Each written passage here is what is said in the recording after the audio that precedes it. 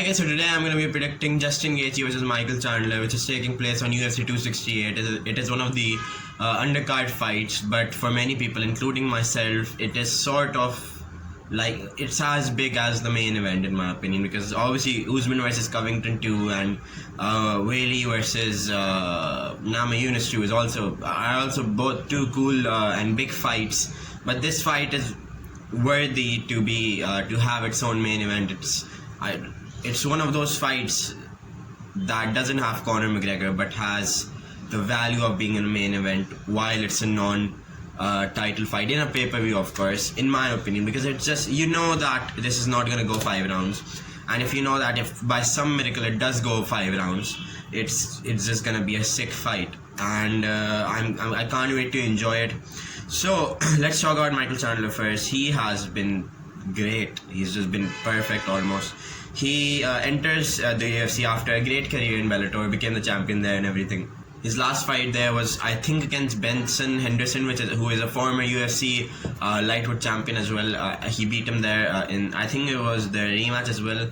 I don't know, I'm not sure. I'm not looking at any data. This is what I just remember from the top of the mat. What? I was gonna say top of my tongue, and I don't think that makes sense. But yeah. Anyways, so then he arrives in the UFC. He weighs in as a backup, which is what started all these backup wins and stuff. Like you saw Yeri Prohaska. I don't think we'll ever need the backup win guy to like actually fight, but it's a cool thing to have, obviously. And that already put him in the UFC's good books, because he weighed in, he made the weight for a fight that he probably wasn't going to be in, and he wasn't in the fight, obviously. Then he debuts at UFC 257, I believe, at the Poirier McGregor rematch, the first rematch, not the trilogy, and then he knocks out TKO's Dan Hooker in the first round, which is a great thing to have, you know. Dan Hooker is not an easy opponent. Just look what he did to Poirier. He almost finished him in their fight.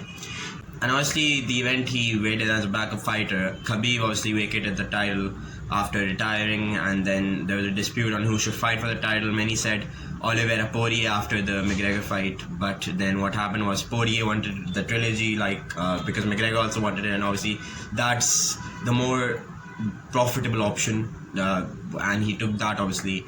And the second guy was Gaethje, who was available, but he was the fight didn't work out between Oliveira and him.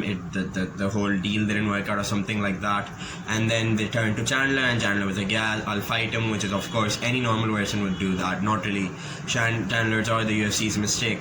They had to put the title fight, and it just couldn't leave the title vacant. These were the two guys that were down to fight. That sort of made sense to fight as well. Michael Chandler is top tier competition, and you saw that in the fight as well, which was Chandler's second fight at UFC 262, I believe. 5 pay-per-views later after his debut, he's fighting for the title. Like, who does that?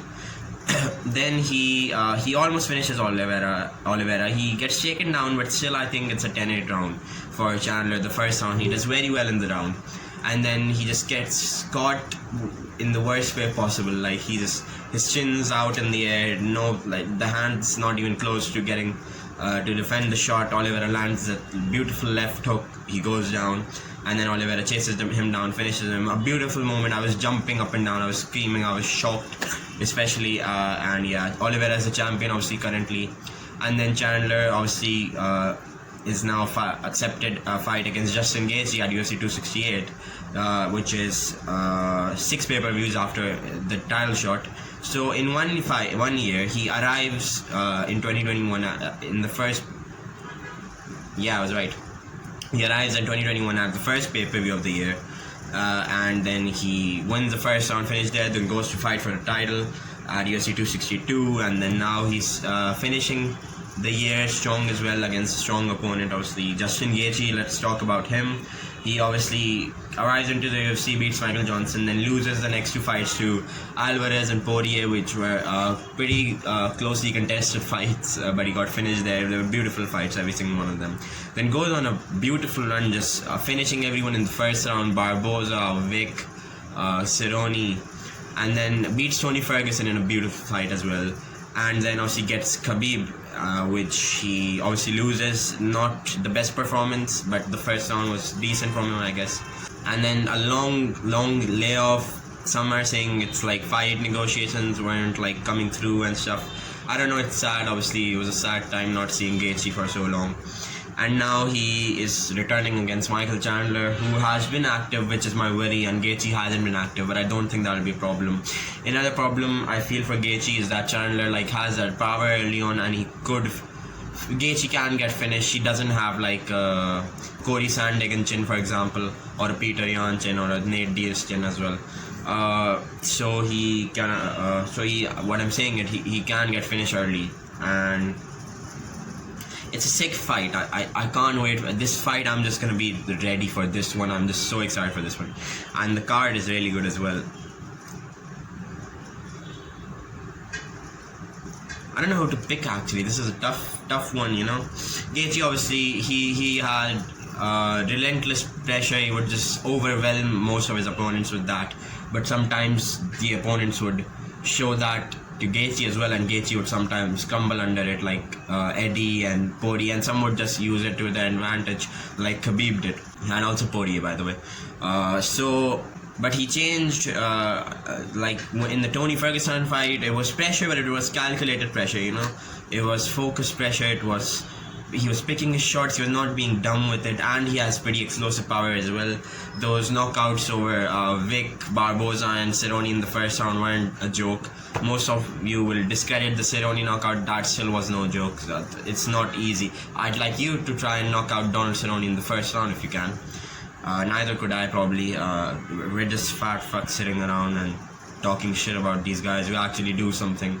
So it's a tough one to pick.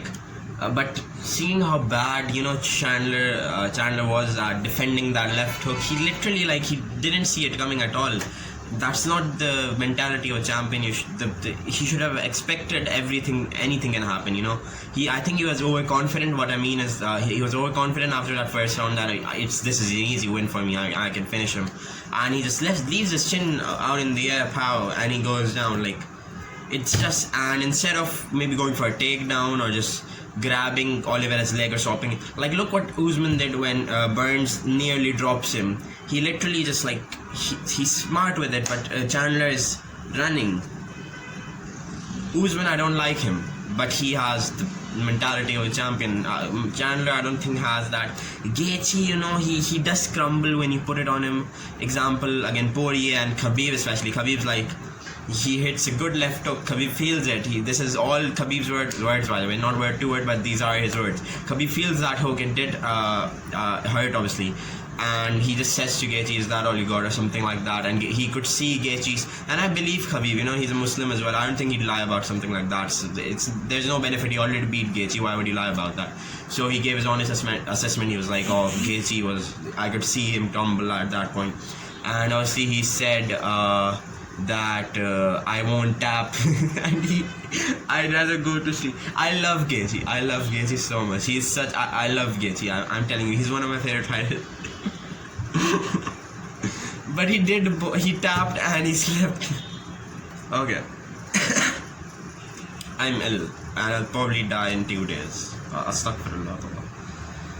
So what I'm gonna predict is something that no one will probably expect. I think Michael Chandler will do that shocking thing that he was doing to Hooker, but Gaethje will just immediately throw jabs and leg kicks and shit. It'll end in the first round, by the way, and then Chandler will push in.